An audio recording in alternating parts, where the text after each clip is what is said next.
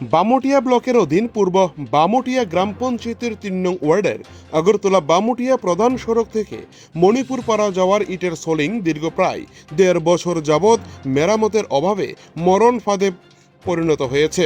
রাস্তার অপরিকল্পিত কালভার্ট ভেঙে গেল, রাস্তা বিশাল গর্ত, দুই ধারের ইট ধসে পড়ছে, যার কারণে যে কোনো সময় ঘটতে পারে বড়সড় দুর্ঘটনা।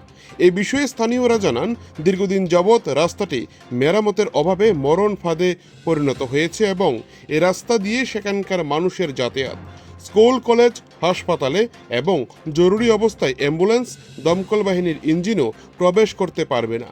বিশেষ করে বর্ষার মরশুমে স্থানীয়দের জীবনের ঝুঁকি নিয়ে যাতায়াত করতে হয়। যদিও এই রাস্তা দিয়ে পূর্ব বামুটিয়া গ্রাম পঞ্চায়েতের উপপ্রধানের বাড়ি, তথাপি রাস্তাটি দীর্ঘদিন যাবৎ মেরামত হচ্ছে না। তাই স্থানীয় জনগণ এই রাস্তাটি দ্রুত মেরামতের দাবি জানিয়েছেন। স্থানীয়দের আরও দাবি, কয়েকবার রাস্তার মাপঝোঁক করা হলেও আজও রাস্তা মেরামত হয়নি। এখন কবে নাগাদ প্রশাসন জনগণের এই দুর্ভোগ সমাধানে পদক্ষেপ গ্রহণ করে, সেদিকে তাকিয়ে উক্ত এলাকার জনগণ। বামুটিয়া থেকে নিজস্ব প্রতিনিধির রিপোর্ট, টিভি 100 বাংলা। কদিন হইব রাস্তাটা ভাঙ্গা?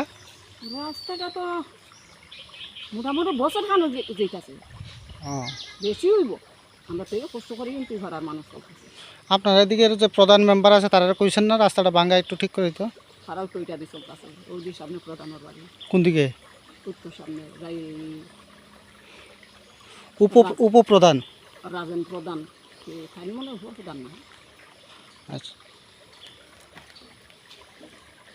নাওক না, তারা একটা সরকারি একটা ইয়ে তো আছে, তারারও তো কইলাম না, এই রাস্তাটা তো তারাই চলতেছে, খালি তো আমরা একলা চলতেছি না।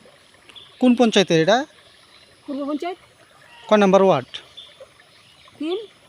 আপনার এদিকে মনে করেন মোটামুটি কত পরিবারের আসা যাওয়া? এখানে তো মোটামুটি 10-15 বেশি বিঘা হইতে পারে। ভিতরে বাড়িঘর আছে? হ্যাঁ, এই দিকে বাড়িঘর আছে তো, মণিপুরি ভাড়া, এই রাজেন, এরপরে রাজেন দত্ত, পরিমল দত্ত, এরা এই ভাড়া তো এরা রোল।